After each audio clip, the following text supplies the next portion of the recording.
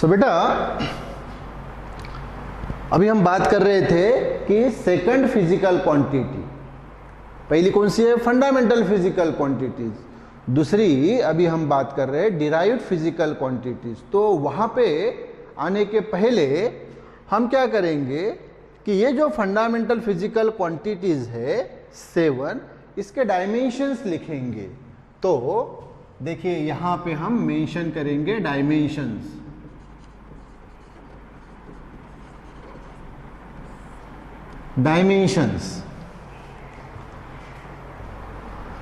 तो ये भी आर्टिकल सामने हमें डिटेल में देखना है, लेकिन फिलहाल अभी हमारे पास ये चार्ट है, इसलिए हम यहां पे डायमेंशंस कैसे शो करते हैं ये पार्ट देख लेंगे। तो देखो बेटा ये लेंथ है, तो सबसे पहली बात है डायमेंशन जो है हम स्क्वायर ब्रैकेट में शो करते हैं, स्क्वायर ब्रैकेट में। पहला लेंथ का, तो ये देखिए लेंथ L, तो ये हो गया डायमेंशन लेंथ का L। तो L क्यों आया? देखिए यहां लेंथ का यूनिट है मीटर। आप मुझे बताइए यहां पावर कुछ भी नहीं है ना, कितना है? 1 है, बिल्कुल। तो यहां भी ये जो पावर है ये 1 आएगा, मतलब स्क्वायर ब्रैकेट में ये L1 ये डायमेंशन हुआ लेंथ का। तो मैं फिर से बता रहा हूं ये L1 आप लिख सकते हैं या आप सिर्फ L लिख सकते हैं। तो स्क्वायर ब्रैकेट में हमें उस फिजिकल क्वांटिटीज का डायमेंशन लिखना होता है। अब पहला हम लेंथ देख रहे हैं, तो लेंथ का L, यहां पावर 1 क्यों आया? क्योंकि यहां मीटर जो है वो 1 ही मीटर है, सो दैट्स वाई ये L, या अभी मैंने बताया L1 एक ही बात होता है। एक तो आप L लिख सकते हैं स्क्वायर ब्रैकेट में, या L1, मतलब एक ही हुआ। दूसरा क्या है बेटा? मास। मास जो है, हाँ, तो स्क्वायर ब्रैकेट में ये लिखा जाता है m, मास के लिए m।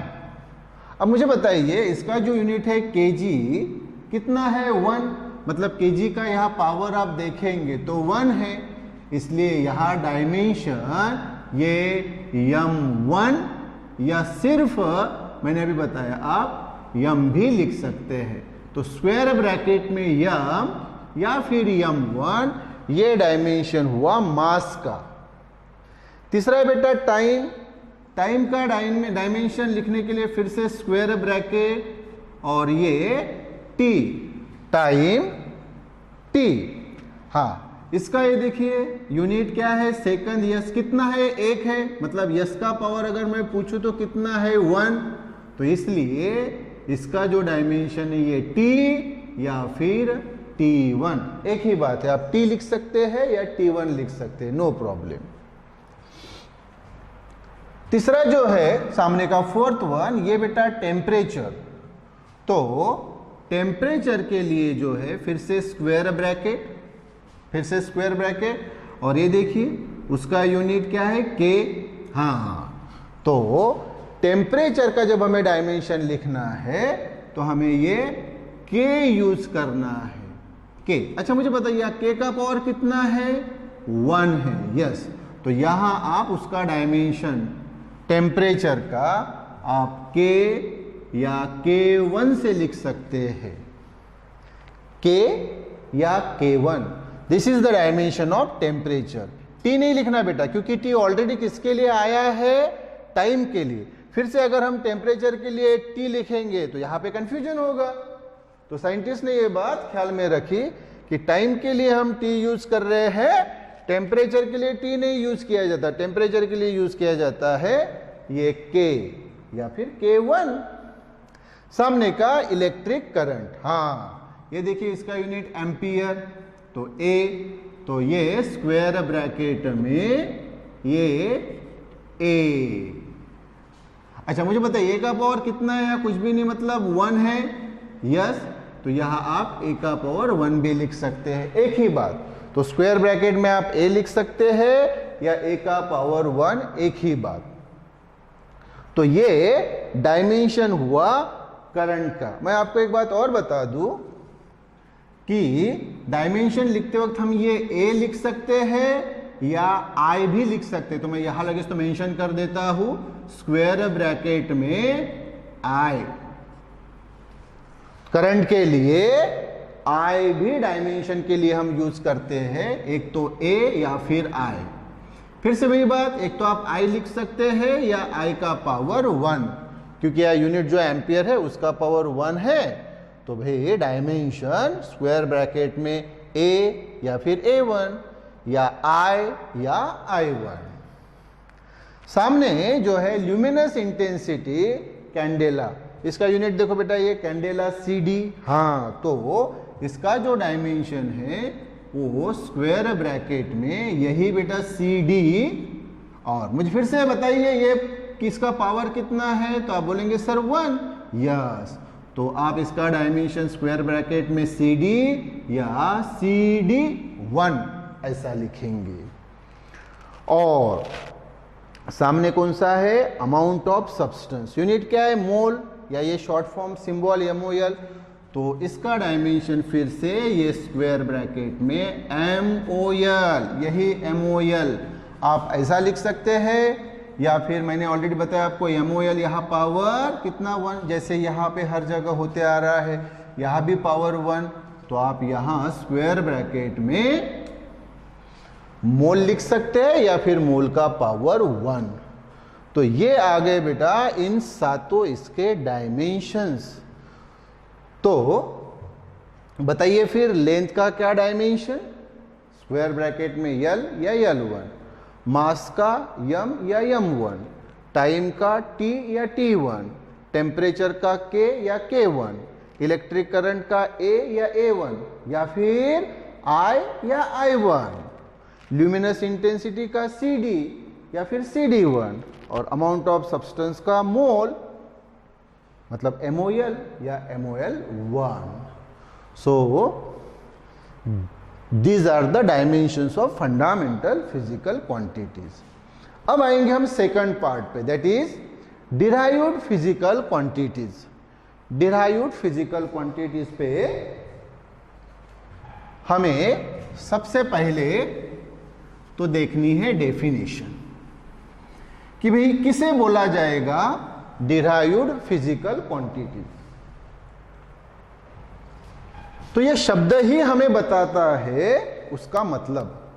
डिराइव्ड यानी किसी से तो भी बनाई हुई, मतलब इन क्वांटिटीज को अगर हमें बनाना है तो हमें मदद लेनी पड़ती है जो हमने पहले इसमें देखी, कौन सी, फंडामेंटल फिजिकल क्वांटिटीज। वो जो 7 हमने देखी उनकी मदद लेनी पड़ती है, यानी इनको बनाने के लिए उनकी मदद हमें लेनी होती है। उनकी मदद लिए बगैर ये नहीं बन सकती, इसीलिए इनको बोला जाता है डिराइव्ड फिजिकल क्वांटिटीज। तो फिर अगर हमें डेफिनेशन बतानी है तो क्या होगी, डिराइव्ड फिजिकल क्वांटिटीज वो फिजिकल क्वांटिटीज है जिनको अपने खुद के मेजरमेंट के लिए फंडामेंटल फिजिकल क्वांटिटीज के ऊपर डिपेंड होना पड़ता है। तो ऐसे क्वांटिटीज को बोला जाता है डिराइव्ड फिजिकल क्वांटिटीज। तो डेफिनेशन क्या, वेरी सिंपल, कि द फिजिकल क्वांटिटी वो physical quantity which depends on fundamental physical quantities, जो डिपेंड होती है फंडामेंटल फिजिकल क्वांटिटीज के ऊपर, किसके लिए, फॉर इट्स मेजरमेंट, उसके अपने खुद के मेजरमेंट के लिए, is called as derived physical quantities. क्या हुई बेटा definition, the physical quantity which depends on fundamental physical quantities for its measurement is called as derived physical quantities। तो ये किसके ऊपर डिपेंड होती है, ये क्वांटिटीज, डिराइव्ड फिजिकल क्वांटिटीज अपने खुद के मेजरमेंट के लिए किसके ऊपर डिपेंड, फंडामेंटल फिजिकल क्वांटिटीज के ऊपर डिपेंड, जो हमने पहली देखी 7 लेंथ मास टाइम और वो टेला 7। यस, अब हम ये चार्ट देख रहे हैं, ये बड़ा चार्ट देख रहे हैं सीरियल नंबर 1 से लेके 13 तक। तो ये पूरे चार्ट में हम देख रहे हैं ये डिराइव्ड फिजिकल क्वांटिटीज। टोटल बेटा यहां पे आप देखेंगे 13 फिजिकल मतलब 13 डिराइव्ड फिजिकल क्वांटिटीज यहां मेंशन की है। एरिया है, वॉल्यूम है, density, then velocity, acceleration, then momentum, force, impulse, work, kinetic energy, potential energy, then power, pressure। तो ये 13 बेटा जो है वो डिराइव्ड फिजिकल क्वांटिटीज हम यहाँ देखेंगे। तो यहाँ एक आपके मन में प्रश्न आएगा कि सर ये डिराइव्ड फिजिकल क्वांटिटीज ये 13 ही मतलब 13 ही है क्या? जैसे वो फंडामेंटल फिजिकल क्वांटिटीज जो है वो 7 थी, वो 7 ही रहती है, तो ऐसी सर ये 13 ही रहती है क्या? नहीं, ये जैसे जैसे अभी आपका नॉलेज बढ़ते जाएगा मैं आपको और सामने डिटेल में लेके जाऊंगा। हमें टोटल ये क्वांटिटीज देखनी है बेटा 76। How much? 76। लेकिन वो फिर सिलेबस के सामने के पार्ट में हमें स्टेप बाय स्टेप हर एक चैप्टर में पढ़ना है। अभी जो इंपॉर्टेंट है हमारे लिए वो ये 13 है बेटा। तो ये जो 13 है अब हम यहां स्टेप बाय स्टेप इसको हम डिटेल में देखेंगे। तो सबसे पहले कौन सा है बेटा? एरिया। सबसे पहला है area. Yes, area, volume, density, velocity, acceleration, momentum, force, impulse, work, kinetic energy, potential energy, power and pressure. तो पहला एरिया। अब एरिया का कंसेप्ट आपने 10th लेवल पे देखा है। जैसे मान लीजिए एक स्क्वायर ये स्क्वायर है ना, यह ये उसकी लेंथ और ये उसकी ब्रेड्थ। तो मैंने अगर बोला कि इस स्क्वायर का एरिया क्या होगा, तो आप बोलेंगे सर ये length into breadth, length into breadth ये बताएंगे। लेकिन ध्यान दीजिए ये ब्रेड्थ भी तो अल्टीमेटली लेंथ ही है ना। क्या है? ब्रेड्थ भी क्या है? लेंथ ही है।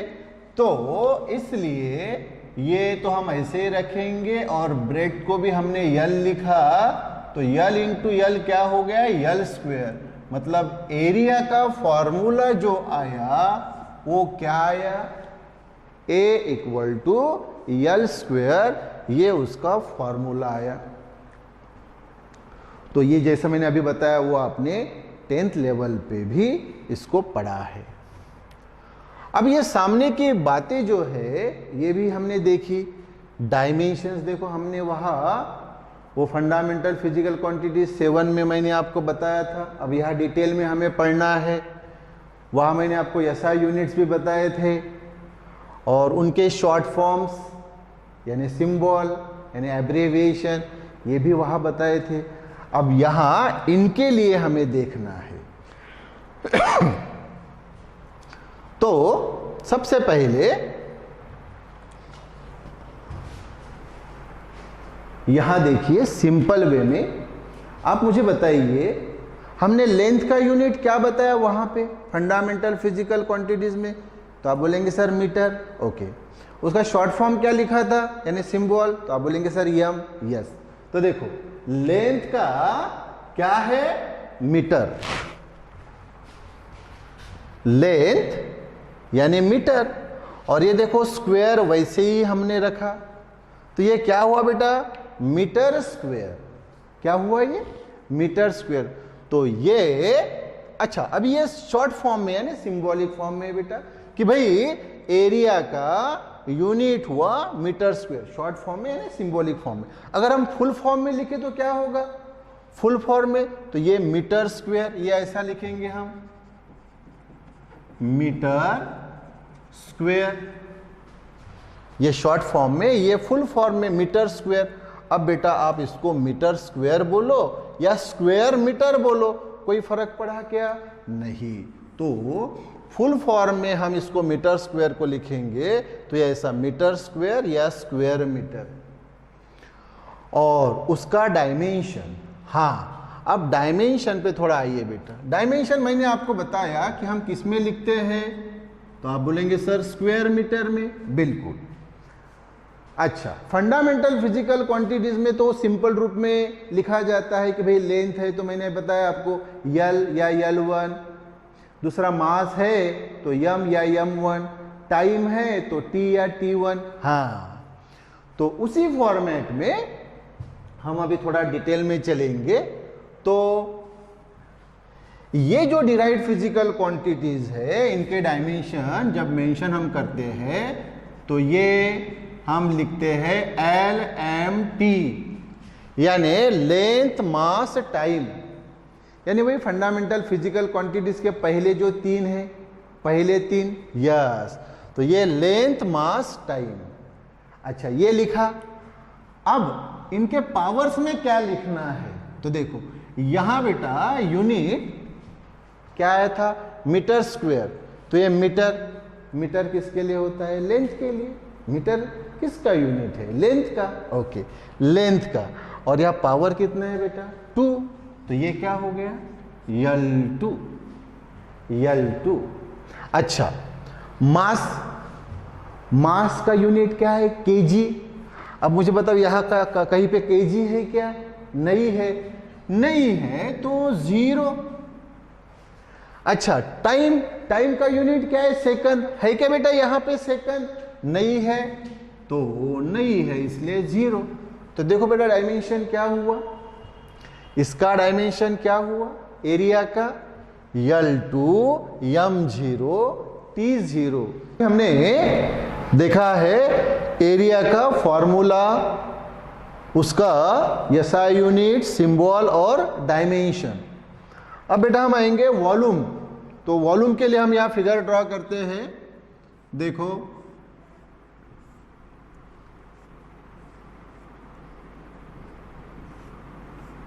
ये क्यूब है और ये इसकी लेंथ, ये इसकी ब्रेथ। तो क्यूब होने के कारण ब्रेथ जो है वो भी लेंथ इतनी ही रहेगी, और ये हाइट है h, तो हाइट भी लेंथ ही रहेगी। तो अगर मैं अभी ये पूरे इसका, पूरे क्यूब का आपको वॉल्यूम पूछूं तो उसका फॉर्मूला क्या आएगा, V = L × B × H, यानी ही L ब्रेथ यानी अल्टीमेटली लेंथ, और हाइट यानी भी अल्टीमेटली लेंथ। तो ये क्या आ गया, L3, वॉल्यूम आ गया L3। तो फॉर्मूला देखिए, फॉर्मूला है V = L3। अब हम इसके उसी SI यूनिट में आएंगे, सिंबल में यानी शॉर्ट फॉर्म में। तो मुझे बताइए लेंथ, लेंथ का यूनिट क्या है, मीटर, और यहां क्या है, क्यूब। हाँ, तो ये देखिए मीटर क्यूब, ये वाला क्यूब। हाँ, तो ये आ गया बेटा मीटर क्यूब। तो मीटर क्यूब ये क्या हो गया, उसका यूनिट, हाँ, शॉर्ट फॉर्म में यानी सिंबॉलिक फॉर्म में। अगर हम इसको फुल फॉर्म में लिखे तो फुल फॉर्म में क्या आएगा, वो जो मीटर क्यूब है, तो उसको अगर फुल फॉर्म में हमने लिखा तो ये ऐसा आएगा, मीटर क्यूब। तो आप उसको मीटर क्यूब बोलिए या क्यूबिक मीटर बोलिए, एक ही बात है। तो फुल फॉर्म में हम ऐसा यूनिट बताएंगे तो मीटर क्यूब या क्यूबिक मीटर। तो फॉर्मूला आ गया इसका वॉल्यूम का, V = L3, उसका यूनिट है मीटर क्यूब, मतलब m का पावर 3, टोटल फॉर्म भी हमने यहां देखा। अब हमें उसका अगर डायमेंशन देखना है, डायमेंशन, तो मैंने बताया डायमेंशन स्क्वायर ब्रैकेट में LMT, लेंथ मास टाइम। तो अब आप मुझे बताइए ये मीटर क्यूब, तो मीटर ये किसका यूनिट है? लेंथ का। तो मीटर यानी अल्टीमेटली लेंथ, पावर कितना है? 3। मास यानी केजी, तो आप मुझे बताइए यहां केजी दिख रहा है क्या? नहीं, तो भाई यहां पावर आएगा 0। टी टाइम, टाइम यानी सेकंड, यहां पे है क्या सेकंड? नहीं, तो यहां पावर आ गया 0। तो आप देखिए डायमेंशन हुआ L3 M0 T0। अच्छा यहां एक बात, आपको इसको ऐसे बोलने की जरूरत नहीं, L to the power 3, M to the power 0, T to the power 0, ऐसी बोलने की जरूरत नहीं। आप सिंपल इसमें आप इसको बोलेंगे L3 M0 T0, simple way में ऐसा बता सकते हैं। तो देखो डायमेंशन जो है इसका दिस L3 M0 T0, ये डायमेंशन आ गया वॉल्यूम का। तो ये बेटा हो गया सेकंड।